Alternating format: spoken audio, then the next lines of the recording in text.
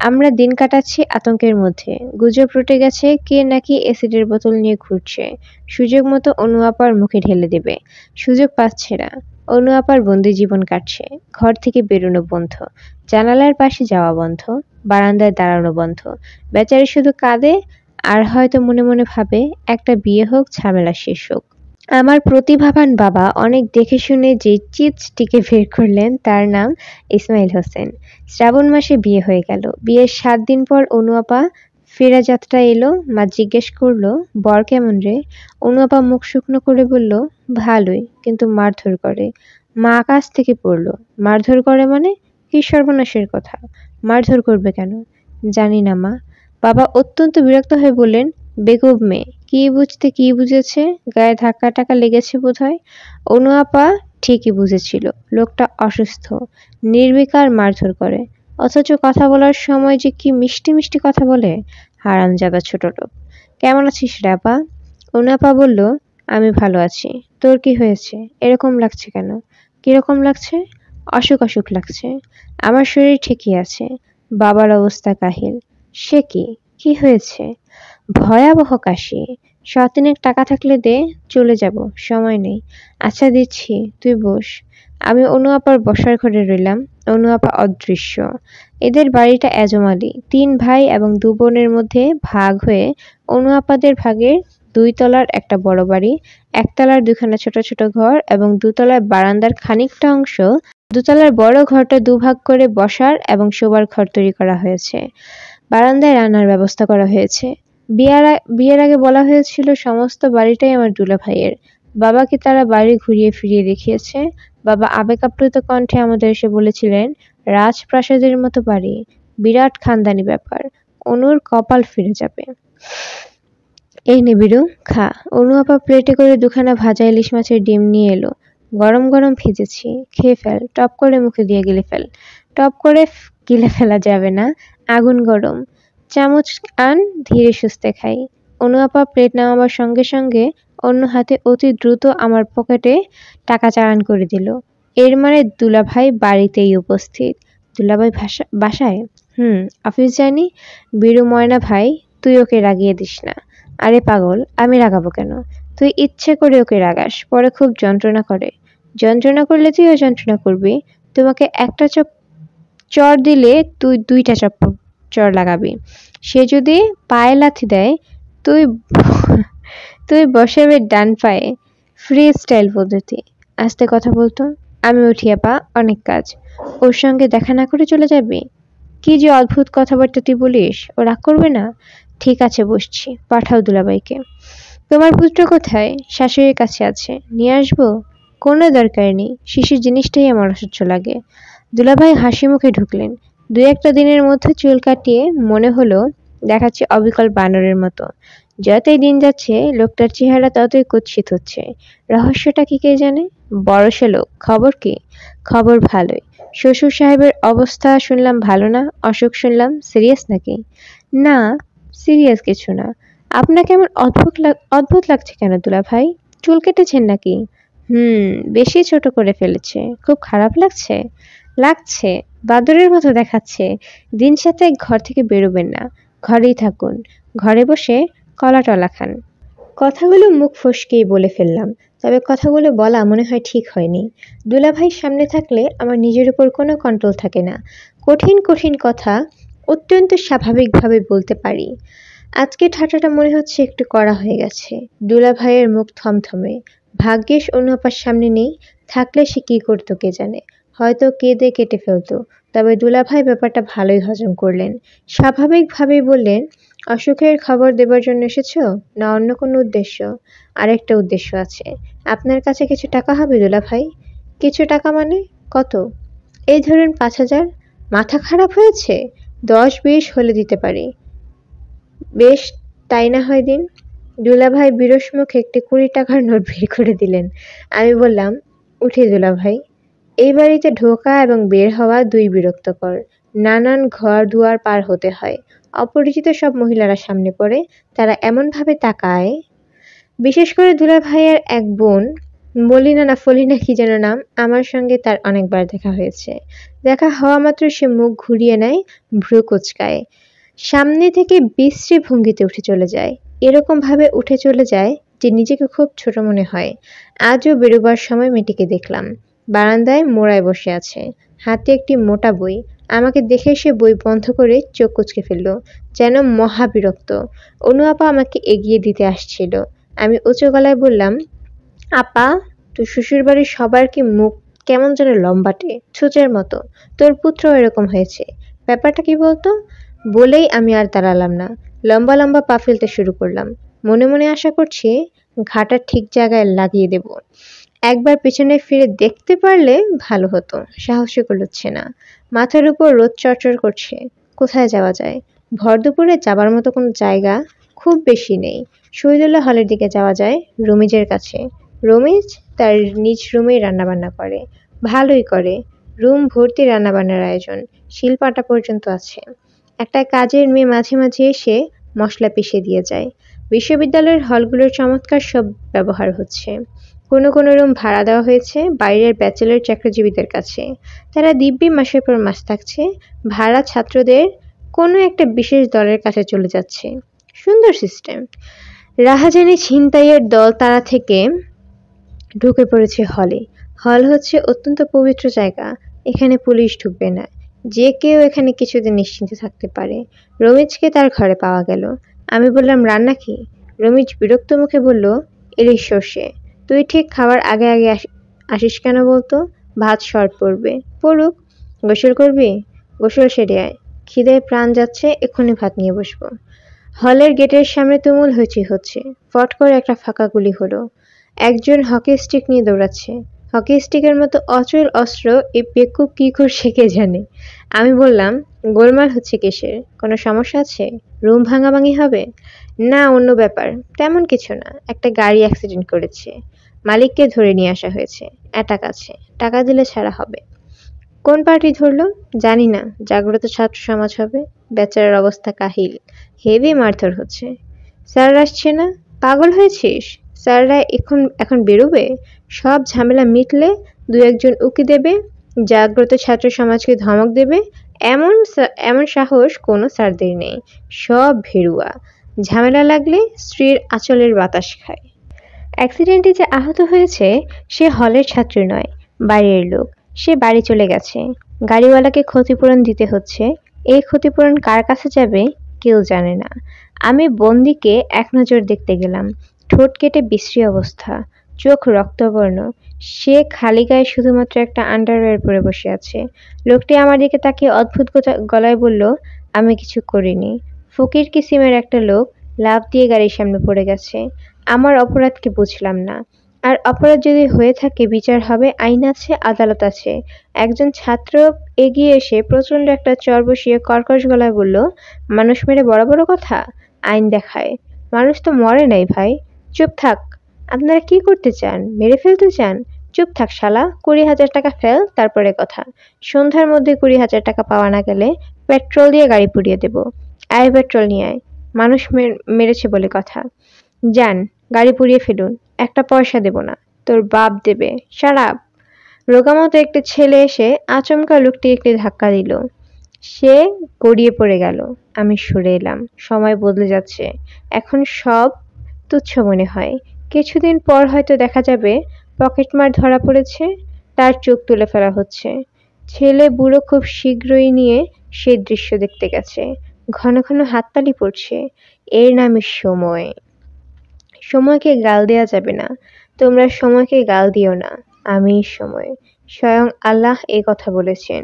সময়কে কোনো দোষ দেওয়া যাবে না। ভাত খেতে খেতে বুঝতে পারলাম একটা মিটমাট হয়েছে। লোকটা চলে যাচ্ছে। তাকে একজনকে নিতে এসেছে। লোকটা তার কাঁধে ভর করে দিয়ে যাচ্ছে। তার দৃষ্টি ভাবলেশহীন। একজন ছাত্র বেশ মাইরিয়ার ভঙ্গিতে বলল, গাড়ি ঠিক মতো বুঝে নিন। গাড়িতে টাচ করা হয়নি। যেমন ছিল তেমন আছে। চাবি নিন। এরপর থেকে গাড়ি সাবধানে চালাবেন। পাবলিকের হাতে পড়লে যান শেষ করে দিত। আমরা ধরে নিয়ে এসেছি বলে বেঁচে গেলেন। লোকটি একটি কথারও জবাব দিচ্ছে না। রমেশ বলল, সর্ষে বাটা কেমন লাগছে? ভালো। পাঁচফোড়ন ছিল না। পাঁচফোড়নে একটু টাচ দিলে খেতে যে কি হতো! আমি অবাক হয়ে রমেশকে লক্ষ্য করলাম। একটু আগে ঘটে যাওয়া ঘটনা তাকে মোটেও স্পর্শ করেনি। ওই প্রসঙ্গে কোনো কথাই বলছে না। বীরু, কি? এসে তোকে খুঁজছিল। খুব না তো কি দরকার? আমার কাছে এসেছে, তোর বাসার ঠিকানা চাইলো। বাসার ঠিকানা তো জানে, তোর কাছে আসবে কেন? কিভাবে যেতে হয় জানে না, ডিরেকশন দিয়ে দিলাম। মসজিদের পাশের গলি, বাড়ির সামনে শিউলি গাছ, ঠিক আছে না? আমাকে খুঁজছে কেন? জানি না, বোধহয় এবার প্রেম করতে চায়। রমেশ গলা টেনে টেনে হাসছে। একটা সময়ে হাসি থামিয়ে বলল, অন্য কোনো ব্যাপার হতে পারে। একটু চিন্তিত মনে হলো। আমি বললাম, এসার কথা থাক। পরীক্ষার ডেট পড়েছে? হুম। হুঁ মানে? সত্যি পড়েছে? ইয়েস, সামনের মাসের ৭, ৮, ৯। তোর রোল নম্বর আগের দিকে। তোর ৭ তারিখে হয়ে যাবে। এই খবর এতক্ষণে দিচ্ছিস? ইম্পর্ট্যান্ট খবর না, কাজেই দিচ্ছি না। ডেট পিছাবে, আবার নতুন ডেট পড়বে। ইতিমধ্যে একটা গন্ডগোল হবে, বিশ্ববিদ্যালয় অনির্দিষ্টকালের জন্য বন্ধ হয়ে যাবে। তুই নিশ্চিন্ত মনে এসের সঙ্গে চালিয়ে যা। বন্ধু তুমি এগিয়ে চলো, আমরা আছি তোমার সাথে। রমেশ শব্দ করে হাসল। আমি বিরক্ত গলায় বললাম, শুধু শুধু হাসছিস কেন? হাসি আসছে, কাজেই হাসছি। তোর ইচ্ছে হলে তুই কাঁদতে পারিস, নো প্রবলেম। হাত ধোবার সময় দেখলাম হলের প্রভোস্ট সাহেব আসছেন। হাসি হাসি মুখে ছাত্রদের সঙ্গে কথা বলেছেন। ছোটখাটো মানুষ, ধবধবে সাদা পাঞ্জাবিতে চমৎকার লাগছে। আটক করা গাড়ি ছেড়ে দেওয়া হয়েছে, এই আনন্দেই তিনি উল্লসিত। একজন ছাত্র বলল, মানুষ মেরে পার পেয়ে যাবে? তা তো হয় না স্যার। কি বলেন? নিশ্চয়ই, নিশ্চয়ই। প্রভোস্ট সাহেব তৃপ্তির হাসি হাসছেন। তিনি ঝামেলার হাত থেকে বেঁচে গেছেন। এর চেয়ে বড় সুসংবাদ আর কিছু হতেই পারে না। এই সময় কেউ ঝামেলা সহ্য করতে পারে না। সবাই চায় ঝামেলাহীন দিন। প্রভোস্ট সাহেবের সঙ্গে দুজন চ্যাংড়ামতো স্যার। তাদের চোখ মুখে গভীর বিতৃষ্ণা, অথচ হাসি মুখে কথা বলতে চেষ্টা করছেন। মনে হলো হলে মন টিকল না। আবার বেরোলাম। একসময় কোথাও বসা যায় না, আবার যাবার জায়গাও ঠিক করা যায় না। খানিকক্ষণ হাঁটাহাঁটি করব। হাঁটতে হাঁটতে হঠাৎ যদি কোথাও যাবার ইচ্ছা করে, তখন যাব। কড়া রোদ, আগুন গরম বাতাস বইছে। রাস্তাঘাট ফাঁকা। ফুটপাত দিয়ে হাঁটতে হচ্ছে, কারণ রাস্তায় পিচ গলে আঠালো হয়ে আছে, স্যান্ডেলের সঙ্গে বেঁধে যাচ্ছে। কড়া রোদে পথে নামলে অবধারিতভাবে আমার এশার কথা মনে পড়ে। তার সঙ্গেই রোদে হাঁটাহাঁটির ব্যাপারটা আমার রপ্ত হয়েছে। একদিন সে হঠাৎ করে এসে বলল, হাঁটতে কেমন লাগছে তোমার? খুব খারাপ। গাড়ি নেই এবং রিক্সা ভাড়া নেই বলেই হেঁটে যাচ্ছি। কড়া রোদে কখনো হেঁটে দেখেছ? দেখব না কেন? হুম, শখের হাঁটা না, ২-৩ ঘন্টা অনবরত হাঁটা। অদ্ভুত, অপূর্ব। প্রথম কিছুক্ষণ খারাপ লাগবে, কান ঝাঝা করবে, চোখে ঝাপসা দেখবে, তারপর দেখবে অন্যরকম লাগছে, সম্পূর্ণ অন্যরকম। অন্যরকম মানে? অন্যরকম মানে হচ্ছে অন্যরকম। এসো, আজ পরীক্ষা করা যাক, নিজেই দেখো। পাগল, আমি এখন রোদে বেরোচ্ছি না। সানস্ট্রোক হয়ে যাবে। MA পাশ করবার আগে মারা গেলে বাবা মা শোকে হার্ট ফেল করবেন। তারা MA পাশ পুত্র দেখতে চান। তুমি আসো আমার সঙ্গে। যেতে হলো। এশাকে অগ্রাহ্য করার ক্ষমতা বা সাহস কোনোটা আমার নেই। আশ্চর্যের ব্যাপার, সত্যি সত্যি অন্যরকম লাগলো। মনে হলো অপরিচিত কোনো শহরে আমরা চলে এসেছি, যার সবকিছুই অন্যরকম। ক্রমাগত ৩ ঘন্টা হেঁটে বাসায় ফিরে জ্বরে পড়লাম। জ্বরের মধ্যে মনে হতো হাঁটছি, শুধুই হাঁটছি।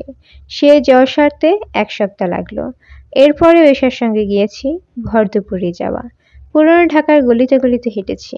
আমরা ক্লান্ত লাগলেও তার ক্লান্তি নেই। আমি যদি বলি চলো কোথাও বসে একটু রেস্ট নেই, এসে অবাক হয়ে বলে, এখনই টায়ার্ড? সবে তো যাত্রা শুরু। প্লিজ, আর পারছি না। চলো তাহলে কোনো চায়ের দোকানে বসি। কত বিচিত্র ধরনের চায়ের দোকানে এশাকে নিয়ে গিয়েছি। রাস্তার পাশে, বটগাছের নিচে, সিঁড়ির নিচে খুপড়িতে। একবার এক চায়ের দোকানি বলল, এইখানে মেয়ে ছেলে নিয়ে আসা যাবে না, অন্যখানে যান। এসে বলল, মেয়ে ছেলে কি দোষ করলো? অসুবিধা আছে। অসুবিধা কি সেটা বলুন। না, না বললে আমি যাব না। চিৎকার দেব। দোকানদার বিস্মিত হয়ে বললে, চিৎকার দেবেন কেন? চিৎকার দেওয়ার মতো কি হয়েছে? আপনি আমাকে বসতে দিচ্ছেন না, এজন্য চিৎকার দিব। যেসব জায়গায় ছেলেরা বসতে পারে সেখানে মেয়েরাও বসতে পারে। সমান স্বাধীনতা। দোকানি বিরক্ত হয়ে বলল, আসেন, বসেন। চা খাইয়া বাড়ি যান। সেই চায়ের দোকানে প্রয়োজনের অতিরিক্ত সময় লাগিয়ে আমরা চা খেলাম। এসে নানান কথা নিচু গলায় বলতে বলতে হাসতে লাগলো।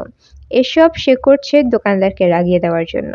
দোকানদারটা সত্যি সত্যি রাগে রাগে চোখে তাকাচ্ছে, কিন্তু মজার ব্যাপার হচ্ছে সে আমাদের কাছ থেকে 4 কাপ চায়ের দাম নিল না। আমি বললাম, চায়ের দাম নেবেন না কেন? আমার ইচ্ছা, আমি নেব না। বড় যন্ত্রণা করছেন। অখন যান, বিদায় হন। এরপরেও আমরা অনেকবার গিয়েছি। দোকানি প্রতিবারই বিরক্ত হয়েছেন, কিন্তু কোনোবার পয়সা নেননি। কেন নেয়নি কে জানে। সব মানুষের মধ্যে অনেক রকম রহস্য থাকে। এর তেজ মরে আসছে।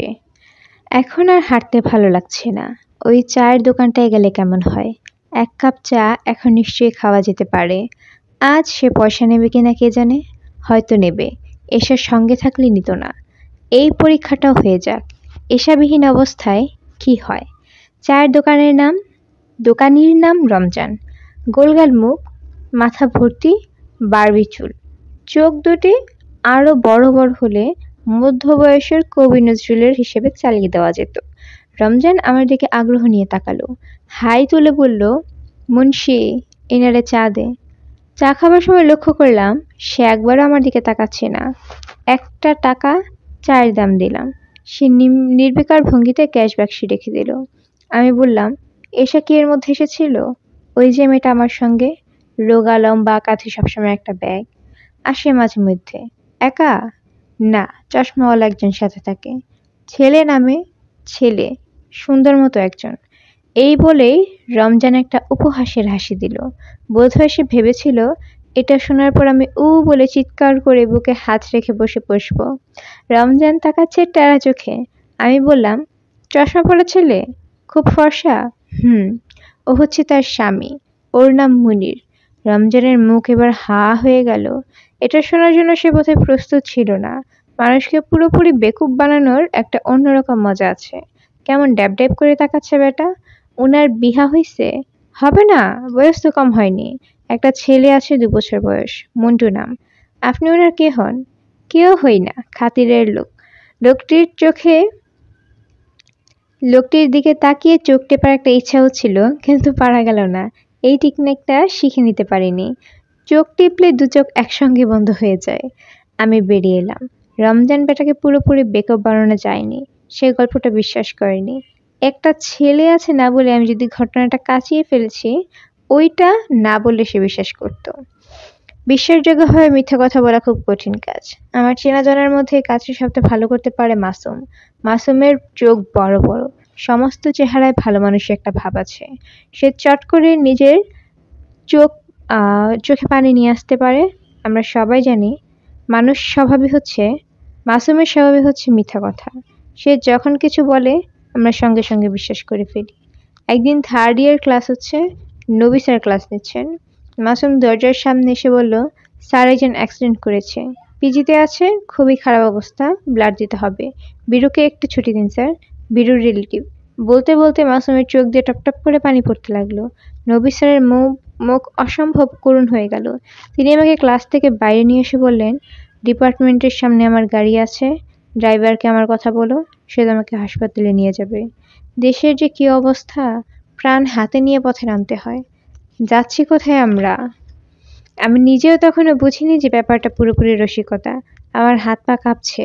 আমি ধরিয়ে নিয়েছি এ আর কেউ না, নির্ঘাত বাবা। তিনি একটা কাণ্ড করেছেন। রিকশা থেকে ঝাঁকুনি খেয়ে পড়ে গেছেন। তখন হয়তো পেছন থেকে একটা ট্রাক এসে, ঘাতক ট্রাক, শহর ভর্তি ঘাতক ট্রাক, রিকশা থেকে গড়িয়ে পড়ে যাওয়ার সময় বাবার নাম ডাক আছে। বিনা ঝাঁকুনিতেও তিনি গড়িয়ে পড়ে যান। গত মাসে এই কাণ্ড করে চশমা ভেঙেছেন। 350 টাকা লেগেছে চশমা সারাতে। এই ঢাকার চাপ সামলানোর জন্য এই টাকার চাপ সামলানোর জন্য বাড়ি ভাড়া দেওয়া হয়নি। এখন চাপ দিচ্ছে বাড়িওয়ালা। সকাল দুপুর সন্ধে 3 বেলা তিনি নিজে আসছেন কিংবা ভাইস্তাকে পাঠাচ্ছেন। প্রতিবারই মা তাদের খুব সমাদর করেন, চা বিস্কিট এইসব পাঠাচ্ছেন, দরজার আড়াল থেকে বলছেন, সামনের মাসের 2 তারিখে 2টা একসঙ্গে মিটিয়ে দেব। এই মাসে একটু ঝামেলা হয়ে গেছে, কিছু মনে করবেন না। এরকম তো কখনো হয় না। উনি বাড়ি ভাড়ার ব্যাপারে খুব সাবধান। ইতং বিতং কত কথা আমার, এইসব ঝামেলার কথাগুলি আমরা সবাই মাকে দিয়ে বলাই। পারুল একবার একটা ঝামেলা বাঁধালো, পাড়ার নাটকে অভিনয় করবে। আমাদের গোষ্ঠীতে কেউ অভিনয়ের জানে না, কিন্তু সে পেয়ে গেল নায়িকার পার্ট। নাটকের নাম নয়া ফসল। খুবই বিপ্লবী জিনিস। মোড়ল মরা নাটক। শেষ দৃশ্যে জাগ্রত জনতা গ্রামের মোড়লকে পিটিয়ে মেরে ফেলে। তখন নাটকের নায়িকা আলুথালু বেশে স্টেজের মাঝখানে ছুটে এসে বলে, এত অল্প রক্তে হবে না, চাই চাই আরো রক্ত চাই, রক্তের নদী চাই, রক্তের সাগর চাই, ইত্যাদি ইত্যাদি। রোজ রিহার্সেল বিকালে শুরু হতো, সন্ধে হতো, শেষ হতো সন্ধ্যায়। একদিন রিহার্সেলে কি যেন হয়েছে, পারুল কাঁদতে কাঁদতে বাড়ি ফিরেছে। নাটক করবে না। নাট্য পরিদর্শক রোজ বাসায় এসে বসে থাকে। পারুল নিজে তার সঙ্গে কথা বলে না, মাকে পাঠায়। মা চিকন গলায় বলল, ওর গায়ে তো জ্বর, হামের মতো গুটি গুটি বের হয়েছে। ধীরেনবাবু ওষুধ দিচ্ছেন, তোমরা অন্য কাউকে দিয়ে নাটক করাও। ধীরেনবাবু বলেছেন একে মাসখানেক রেস্ট নিতে হবে। মাসুমের কথায় ফিরে যাই। ব্যাটা তো আমাকে বের করে নিয়ে এলো, আমি ঠিকমতো পা পর্যন্ত ফেলতে পারছি না। চোখের সামনে দেখতে পাচ্ছি হাসপাতালের বেডে বাবা লম্বা হয়ে পড়ে আছেন, স্যালাইন ট্যালাইন দেওয়া হচ্ছে, মা ঘন ঘন ফিট হচ্ছেন। মাসুম বলল, তোর কাছে সিগারেট আছে? তখন বুঝতে পারলাম ব্যাপারটা রসিকতা। মাসুম গলা নামিয়ে বলল, নবী স্যারের গাড়ি নিয়ে যাবে? কোথায়? ইয়াকুবের বাসায়। আমি যাব, তুই যাবি, আর ইয়াকুবও চলে আসবে। স্যারের গাড়ি নিয়ে আমরা পিজি পর্যন্ত গেলাম। ড্রাইভারকে বললাম, থ্যাঙ্কস ভাই, স্যারকে বলবেন বড় উপকার হয়েছে। আমরা প্রায় দৌড়ে পিজিতে ঢোকার একটা ভঙ্গি করলাম। শেষ পর্যন্ত অবশ্যই ইয়াকুবের বাসায় যাওয়া হলো না। মাসুম উৎসাহ হারিয়ে ফেলল। কোনো পরিকল্পনায় সে দীর্ঘ সময় পর্যন্ত ধরে রাখতে পারে না, উৎসাহ হারিয়ে ফেলে। পিজি থেকে বের হয়ে পাশের একটা দোকানে ঢুকে লাচ্ছি খেলাম। লাচ্ছি শেষ করবার পরপরই মাসুম হাই তুলে বলল, দূর, ভালো লাগছে না, বাসায় চলে যাব, ঘুম আসছে। তুই আমাকে খামাখা ক্লাস থেকে বের করে নিয়ে এলি কেন? এখন চলে যা, তাহলেই তো হয়। ঘ্যান ঘ্যান করছিস কেন? ইডিয়েট। তুই শালা আরো বড় ইডিয়েট। আমাকে আর দ্বিতীয় কথা বলার সুযোগ না দিয়ে মাসুম লম্বা লম্বা পা ফেলে বাস স্ট্যান্ডের দিকে এগিয়ে গেল। শীষ দিয়ে কি যেন একটা গান গাইছে, ইয়ে মেরা সাংদিল। সাংদিল ব্যাপারটা কি কে জানে। আমার তেমন কোনো বন্ধু বান্ধব নেই। মাসুমকে মাঝে মাঝে বন্ধু বলে মনে হয়, সেটা বোধহয় ঠিক না। সে সবারই বন্ধু, বিশ্ববন্ধু।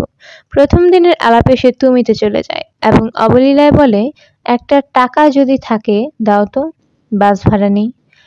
অল গন। দ্বিতীয় দিন দেখা হলো, সে তুই বলে সম্বোধন করে। 1 টাকার জায়গায় 5 টাকা চায়, দিতে না চাইলে পা ধরতে আসে। এশার সঙ্গে আমার পরিচয় হয় মাসুমের মাধ্যমে।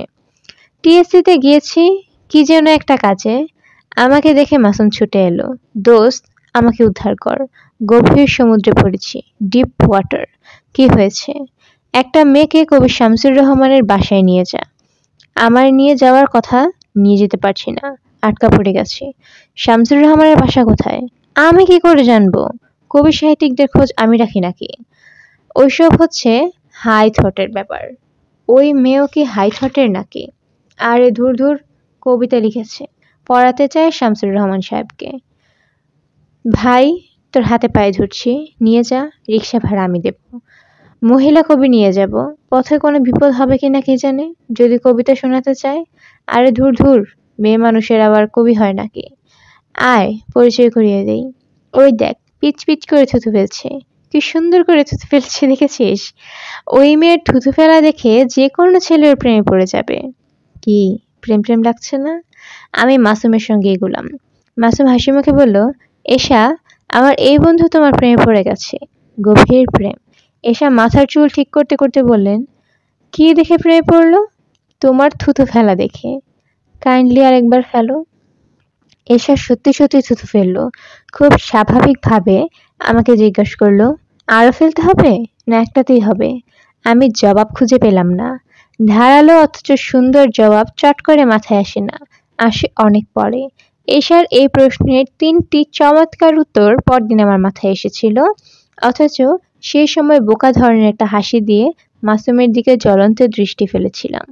মাসুম সেই দৃষ্টি সম্পূর্ণ অগ্রাহ্য করে হাসি মুখে বলল, বীরু, তোমাকে কবির বাড়ি নিয়ে যাবে। বিখ্যাত লোকজনদের বাড়ি, ঘর ওর মুখস্থ। এই বলে সে হাওয়া। কবির বাসা খুঁজে পেলাম না। আমি নিজেই অবশ্য বাসা খুঁজে পাবার ব্যাপারে তেমন কোনো উৎসাহ দেখাইনি। হয়তো বাসায় যাব, ভদ্রলোক কথাই বলবেন না, কিংবা মেয়েটার মুখের উপর বলবেন কিছুই হয়নি।